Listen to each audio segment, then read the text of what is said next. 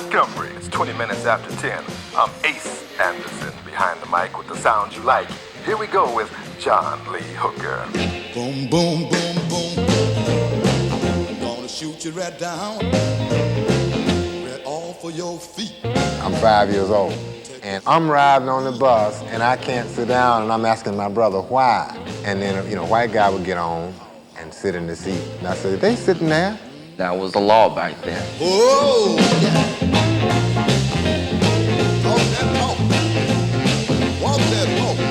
Her name is Rosa Parks, and she got on the bus and she wouldn't give up her seat. They called Rosa Parks the mother of the civil rights movement because she was the one that got it going. You'd never, ever expected this lady would start a revolution like she did.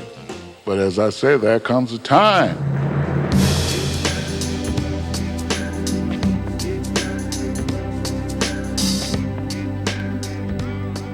Rosa Parks is my auntie. To me, she's just Aunt Rosie. A lot of people have heard of my auntie, but they really don't know what she actually did. As far as I can remember, I resisted the idea of being mistreated and pushed around because of my race. And I felt that all people should be free regardless of their color. Rosa Parks is my favorite hero.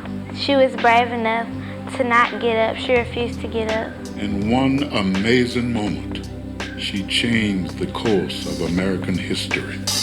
Now, if you was white, you'd be all right. If you was brown, stick around. But as you black, brother. Growing up in the South was very, very different from now. You couldn't go to the park or the zoo. Couldn't try on clothes in a store. They had different water fountains in different schools. All of those stores that you see full of ice cream and sundaes and everything, but you couldn't go in and have any. Now, if you was white, she's all right. If you was brown, stick around. But if you was black... Rosa Parks was raised a little different. She was raised that she was just as good as anyone else. My auntie Rosa Parks told me, and I'm as good as anybody else, and nobody can take that away from me. My auntie Rosa was a seamstress. Her friends were maids, cooks, regular working people. I think that they were tired of being looked down upon. We had to clean house, wash, iron, and attend to children. I could nurse their babies, but I could not drink out the same cup. It was the police, the courts, and sometimes even the bus drivers who could make your life miserable.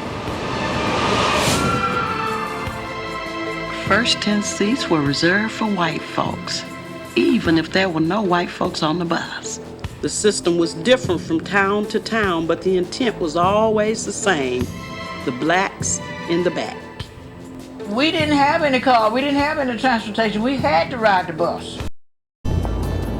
One day in 1943, Mrs. Rosa Parks got on the bus to go home and had an incident she would never forget. She got on the bus and paid her money, and she could see that the back door was very crowded, so she headed down the aisle to the colored section. Lady, you need to get on off now and go around.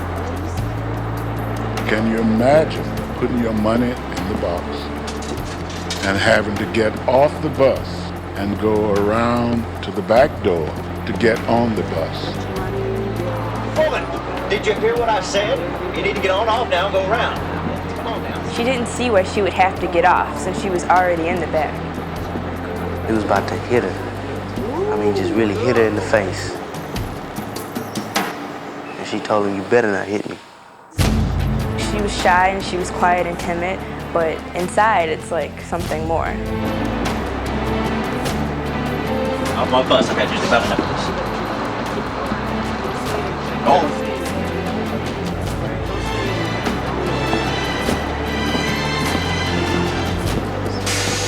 She stood there and she swore she would never get on the bus again if he was the driver. Ain't gonna let nobody turn me around. I'm gonna keep on walking, keep on talking, marching up the freedom's lane. It would be 12 more years before Rosa Parks started a revolution to civil rights. Her husband had always been involved in the early stages of civil rights, but he didn't want her to get involved because he said she wouldn't be able to run fast enough to get away from the police. She got involved anyway, working with Mr. E.D. Nixon. E.D. Nixon was my father. He was 6'4", had a very deep voice, and he hated segregation. E.D. Nixon was a man that wanted equality. My dad put Mrs. Parks in charge of a youth group, a group of teenagers she was teaching about civil rights. She would invite us to her home, especially during the civil rights movement. We thought it was safe to go there. And we would sit on her floor, and she talked about freedom. I was 12 or 13 years old, and I recall traveling around the state with Miss Parks, meeting other young people. Rosa Parks always had a group of kids with her, training them to be somebody. The situation was so hopeless. A lot of black people simply left, including Rosa Parks' only brother. He left Alabama, never came back. It broke my auntie's heart.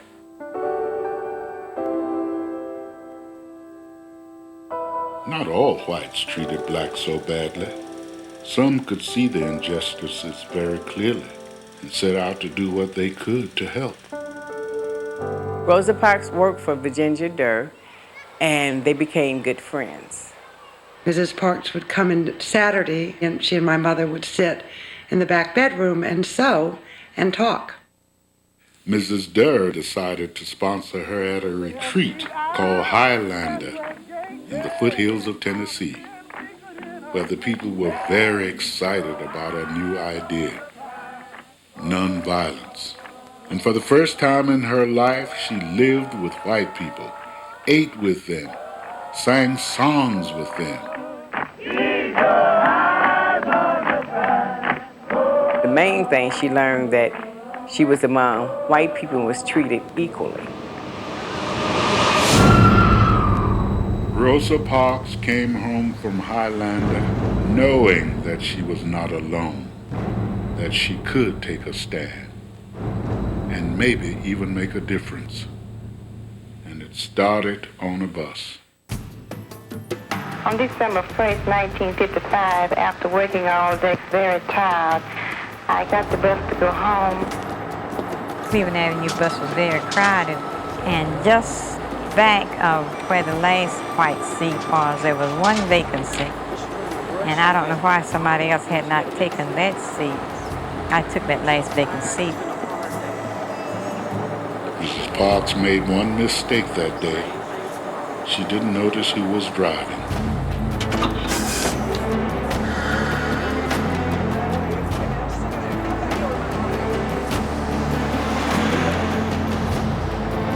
The third stop, there were some whites getting on, and there was one white man standing.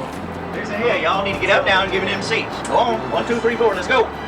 After I had taken a seat on the bus, the driver demanded that I give this seat up for a white man. And I remembered him instantly because I had not forgotten his face. Let's go. Come on now. Y'all best make light on yourselves and give me them seats. Let's go. Move it.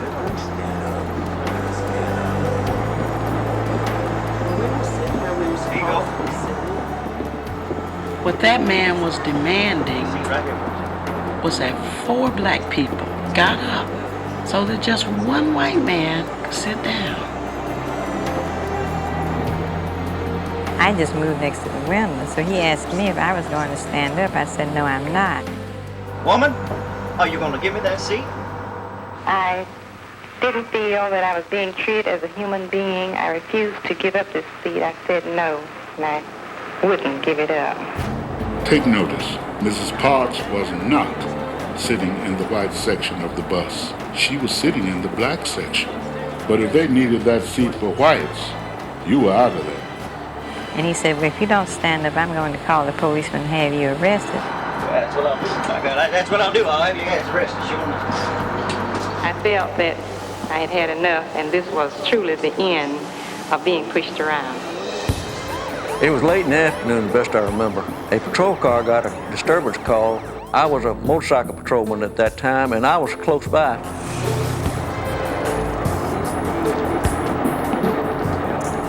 The bus driver had told me that there was a black lady who refused to give up her seat.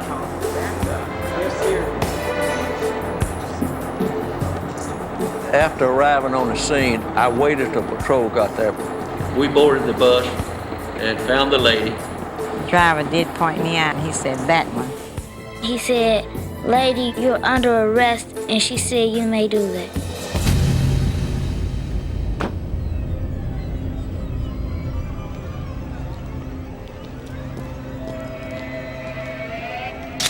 When they took her to the police station, Mrs. Rosa Parks said, may I have a drink of water? And they said, no, whites only.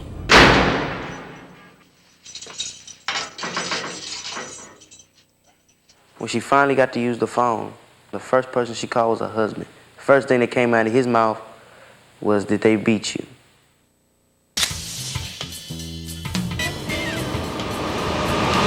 Word was flying around town. I say, Bertha, open the door. The lady that was on the bus lived right there. I said, your friend, they done put her in jail. The police has got her. And that lady went over to Mr. E.D. Nixon's house, and Mr. E.D. Nixon called the police.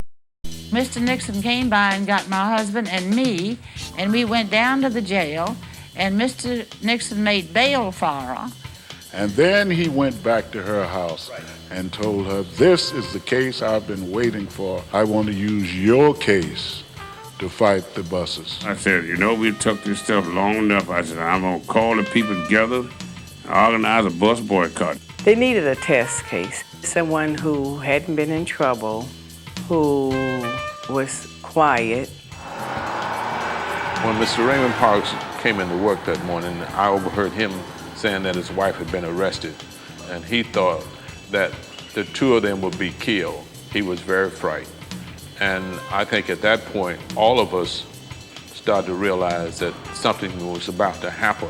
Definitely there was a spirit of revolution. The feeling was, enough is enough. That night, Joanne Robinson snuck back into her office in secret. I didn't go to bed that night. I cut those stencils. I ran off 35,000 copies. The word got out like wildfire. When I said, Miss Parks has been arrested, stay off the buses. I remember running up and down the street, telling everybody that we saw. I used to wear a black short coat because I knew at night that I couldn't be seen very well. And then all the time, the police would harass us, and I would always get away. Come to the meeting Monday night, and we'll give you further instructions. Those kids were out all night, like Paul Revere starting the revolution. It was into the morning. It was kind of a windy December day, and the wind kind of carried the leaflets.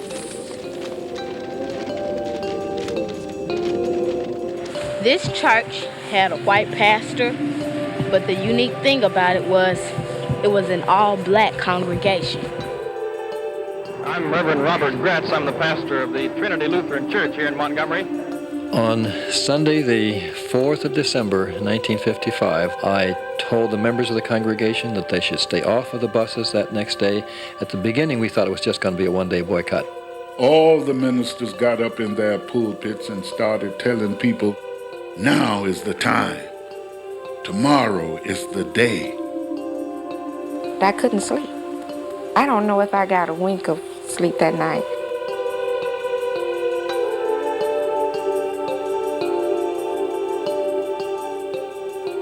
I was informed at 5 o'clock in the morning not to ride the bus. I said, why? He said, just don't ride the bus. Stay off the bus. Stay off the bus. do not ride the bus. The bus driver asked, well, aren't you going to get on? And they said no. That Monday morning, I stood at the corner from 7 until 9 to see if any black people was going to be on the bus. And it was not. Boom, boom, boom, boom. I would literally applaud. They would say, no riders today. No riders today. No riders today. No riders today.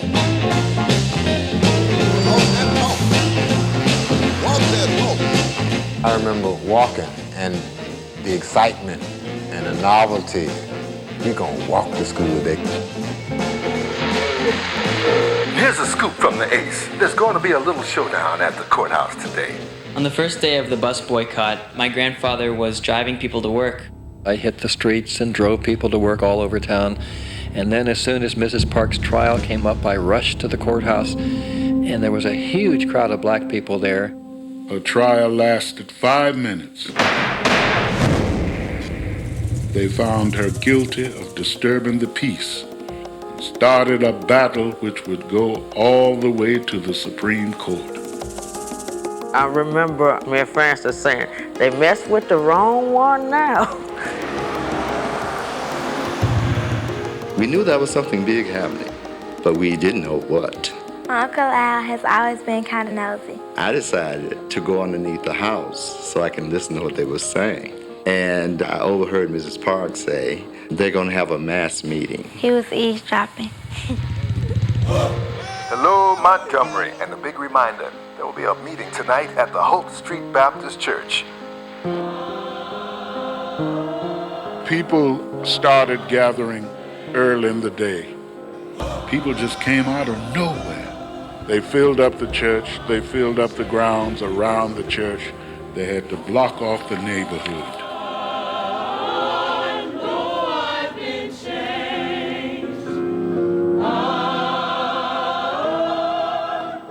That first mass meeting was one of the most incredible experiences I ever had in my life. They were hoping for 500 people. Instead, there were 5,000.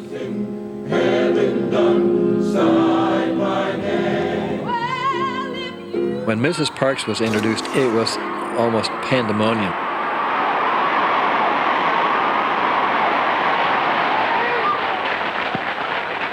And E.T. Nixon announced that we have just chosen Dr. King as our leader. And then from the back came Dr. King. We need to hush. We need to hush.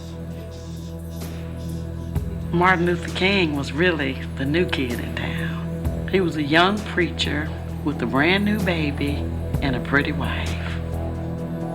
And when he opened his mouth to begin to speak, it was unbelievable.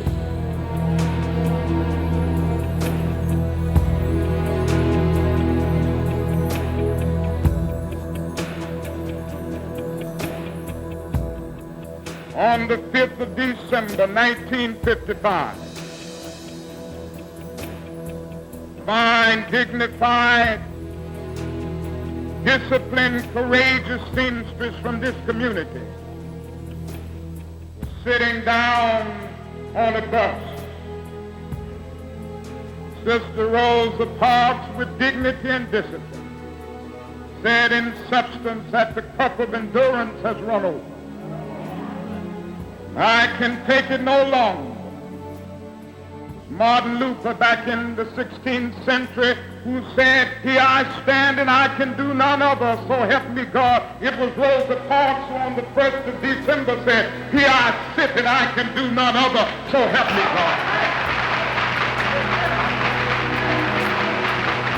I had never even heard of Dr. King until that night. And I never got emotional in the church before in my life until that night. And I screamed out to the top of my voice, "Lord, you have sent us a leader." Are you ready for the question? Now, the main question at the meeting was whether we should continue with the boycott. All in favor, let it be known by standing on your feet.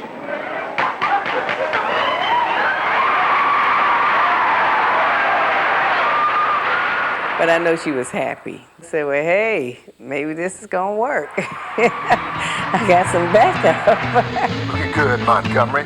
Here's a song from The Heart, Walk On.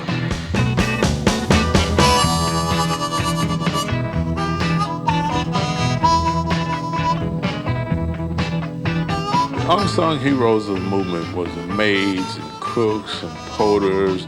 The maids would get up in the morning, go to their jobs, and then they have to walk all the way back home. So you're talking about 10 miles a day. And people from all over the country were bringing in shoes and mailing shoes. Don't stop now. The cabs would literally pick up people that wouldn't charge them anything. My Uncle Buddy, he loaned out the black funeral cars. I remember my uncle picking people up in the hearse. If they were willing to get in, he'd pick them up. Hello, Montgomery.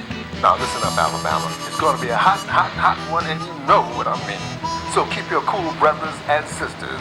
Montgomery had only one black radio station, but the star, by far, was Ace Anderson. He was courageous. He spoke in codes. Here's another tip coming from the Big Ace. To all of my teens, all right, Daddy-O, I want y'all to keep a keen eye on those young ladies and make sure that they get home safely from school. And you know the reason why. Come on, baby, mama. My uncle, he used to walk the girls home. Beautiful girls, of course. And it was like a two-way thing that he was doing. First, he was protecting them, and then he was having himself a good time. Remember, nobody's riding, so the girls walking too. One weekend, Mrs. Parks ran up to Atlanta in a farmer's truck for used bicycles to get our men to work. She was a very busy lady, very busy lady. Ooh, baby, mama, won't you jump with me? 50 cents from me. The white people really thought the boycott would be over the first rainy day. The other night. I was carrying people to work, and I passed this group of people that were walking, and it was raining. I said, I can pick up a couple more of you if you want to ride. And they said, oh, no, we don't want to ride. We're just happy to walk in the rain. And they were walking and singing in the rain as happy as anything. Oh, you are my sunshine. Oh, my only sunshine. Since no blacks were riding the bus system went almost completely out of business.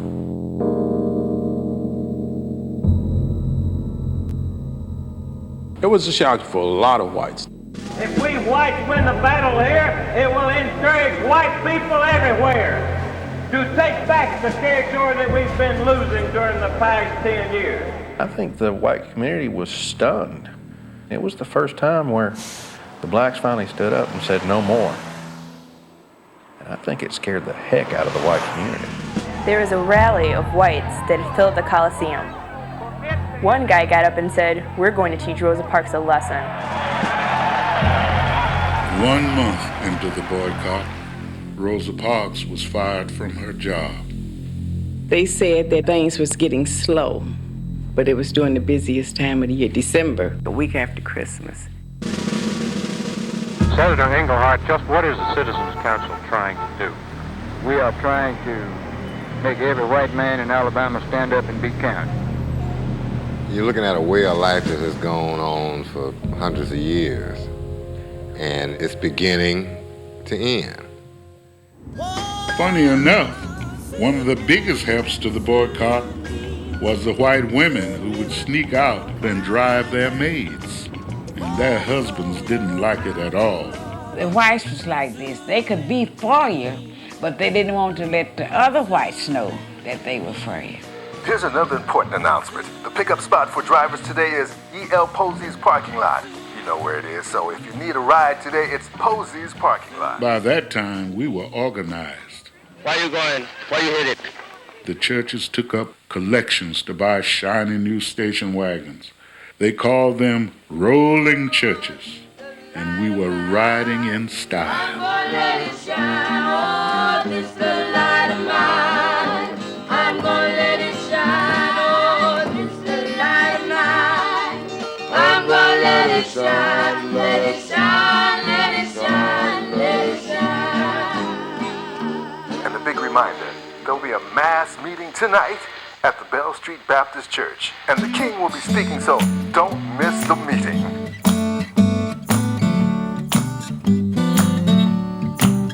If your problem won't go away, and you're worried night and day, hand it over. During the boycott, it was the women who came up with all these ideas to keep it going. If you're sick, listen to the Ace. Aren't you hungry? Well, why not buy a pie from the ladies of the boycott? My mother sold food. She made all kind of pies, all kind of meats and vegetables, and she had some of the best food on this side of heaven. On Monday night, she returned more money than anybody was at that meeting. She gave it all to the movie.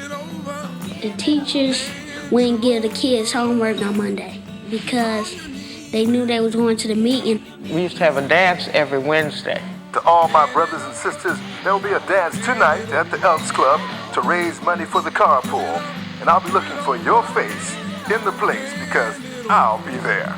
My Auntie Rosie would be their chaperone. Auntie Rosie was a cool lady. Very cool. She understood life.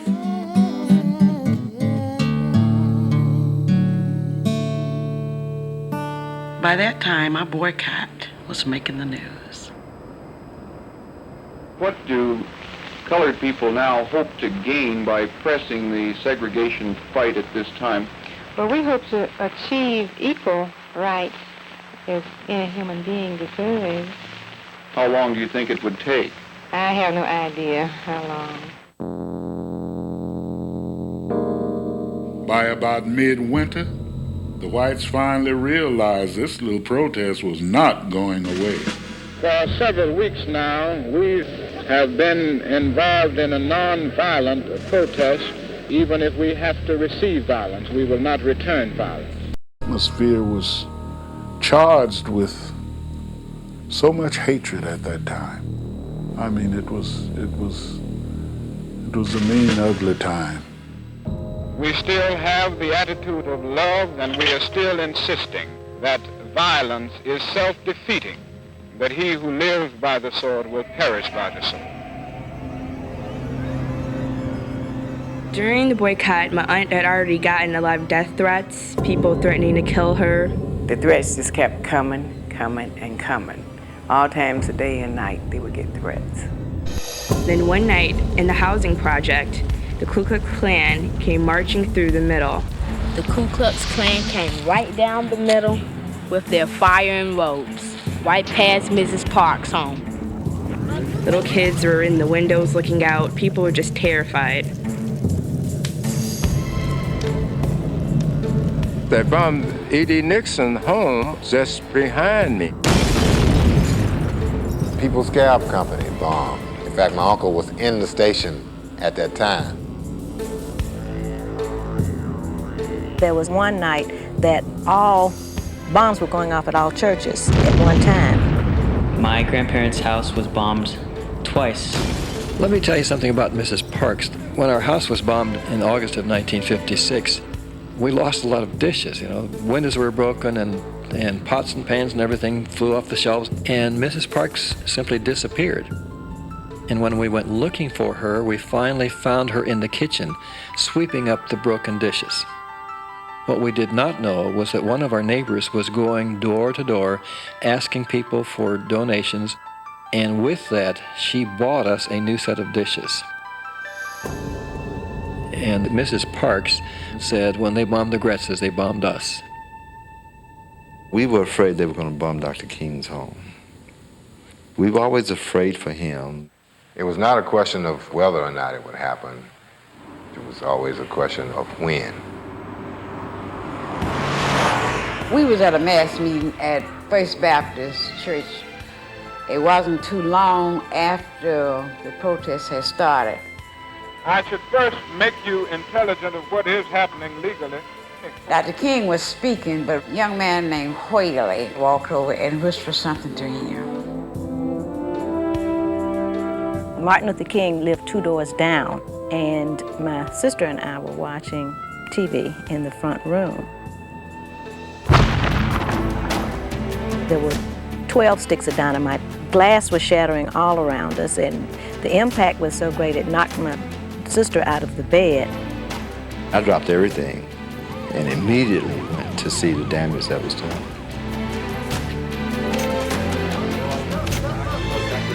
After the bombing, many and many of blacks came and surrounded his house with weapons and clubs. When we ran out to the front, we saw the people gathering, and it was a massive crowd. And all of the people in the neighborhood, they have their pistols and their bats with them. And they're saying, let's go and get them, let's go and get them. They were ready to fight. Dr. Martin Luther King drove up in his taxi and stood at the front doorstep. Dr. King told his fellow blacks, please, do not fight. Please. He said, my wife and child is all right. We want justice! Dr. King held up his hand and said, peace. And he said these words. Violence must not come from any of us. There were hundreds and hundreds of black people on the other side of the street. We will have walked in vain. But none of them made a move. None of them said a word. It was stone silent. Our aim must never be to defeat or humiliate the white man, but to win his friendship and understanding. We must come to see that the end we seek is a society that can live with its conscience, a society at peace with itself. And then somebody began to sing. Amazing grace, how sweet the sound that saved a wretch like me. I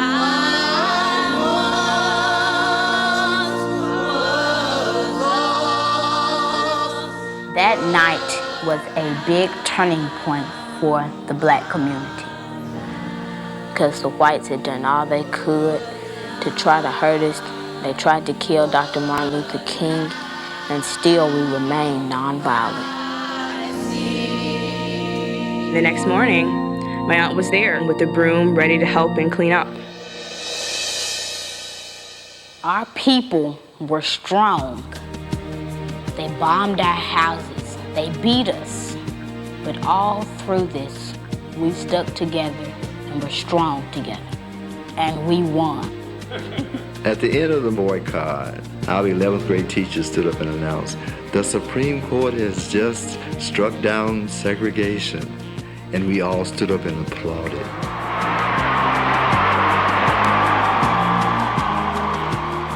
So after 381 days of walking in the rain and the wind and through the storms, the boycott was over, and the 50,000 black people of Montgomery had won the victory.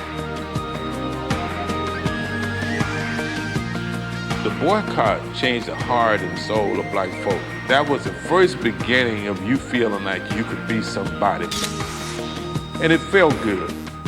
People were so happy they were dancing in the streets. We couldn't wait to get on the buses to ride in the front.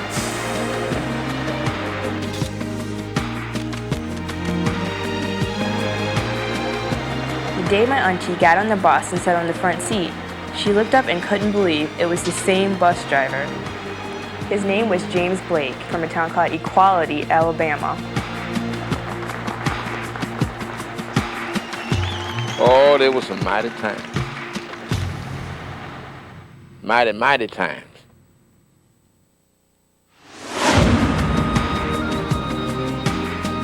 She started a revolution to freedom. which spread all around the world and continues to this day.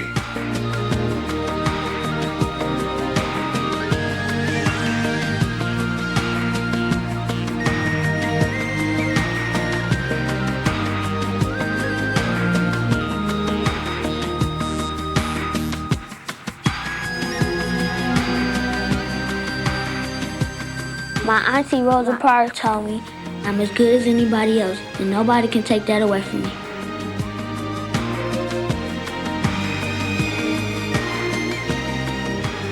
Aunt Rosie and her friends changed the whole world by sticking together. Thank you, Mrs. Parks.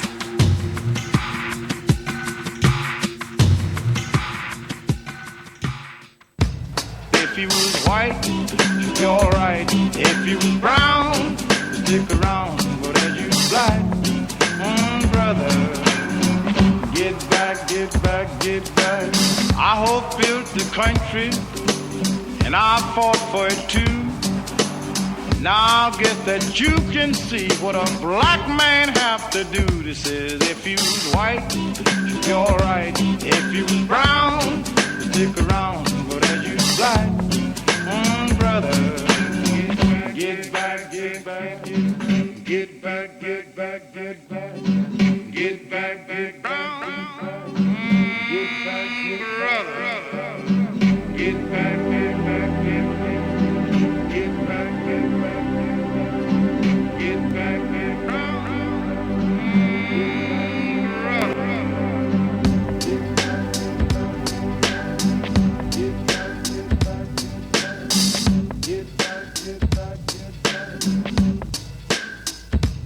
If you was white, you're alright. If you was brown, stick around. But as you black, brother, get back, get back, get back. I hope built the country, and I fought for it too. Now I guess that you can see what a black man have to do. This is if you was white, you're alright. If you was brown, stick around. But as you black, brother, get back, get back, get back. I hope win sweet victory with my little plow and hoe. Now I want you to tell me, brother, what you gonna do about the old Jim Crow. Now if you was white, you're alright. If you was brown, stick around. But as you black, brother, get back, get back, get back, get back, get back, get back, get back, get back, get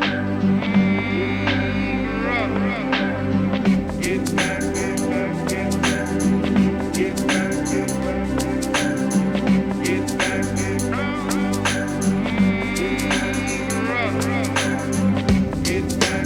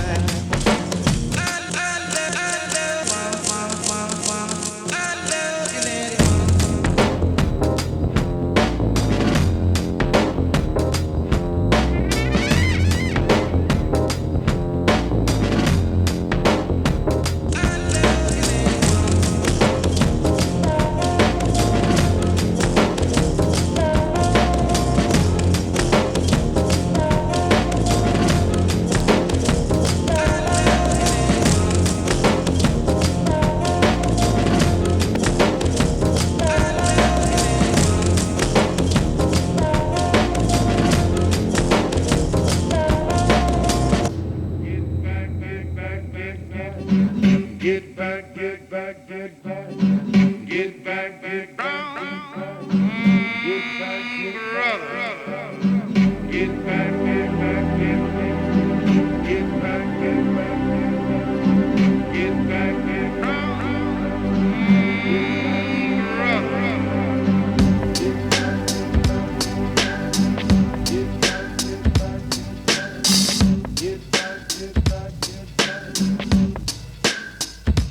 If you was white, you're alright. If you was brown, stick around. But as you black, brother, get back, get back, get back. I hope built the country, and I fought for it too. Now get that you can see what a black man have to do. This is if you was white, you're alright. If you was brown, stick around. But as you black, brother, get back, get back, get back.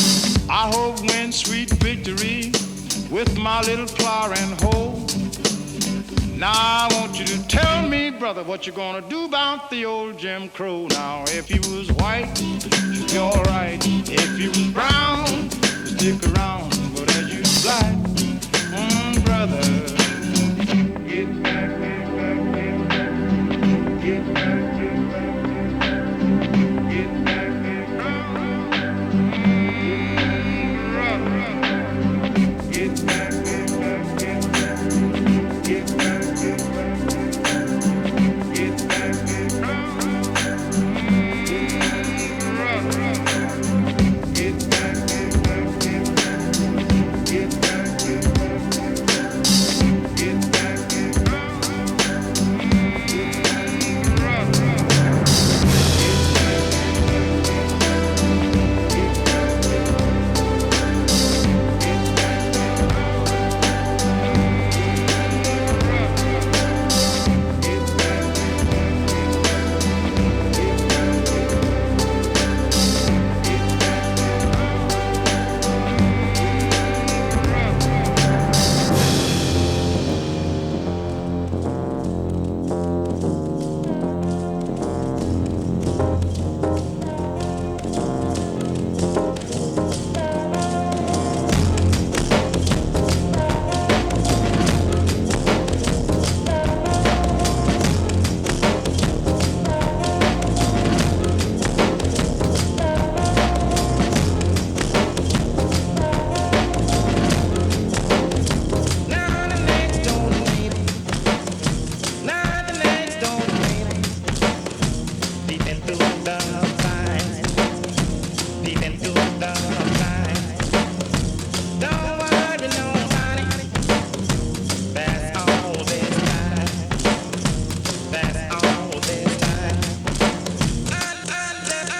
back, get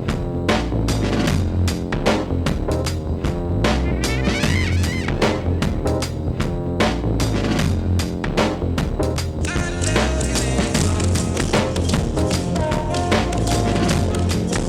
back,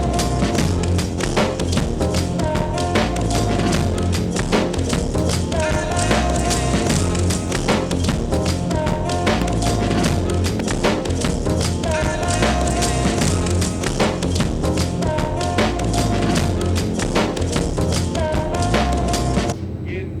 get back. Get back, get back, get back. Get back, get back, get back. Get back, get back, get back. Get back, get back, get back. Get back, get back, get back. Get back,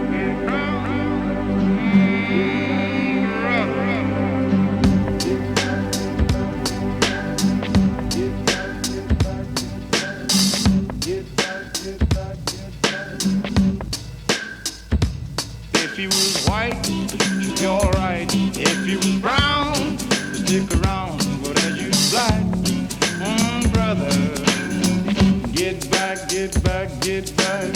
I hope built the country, and I fought for it too.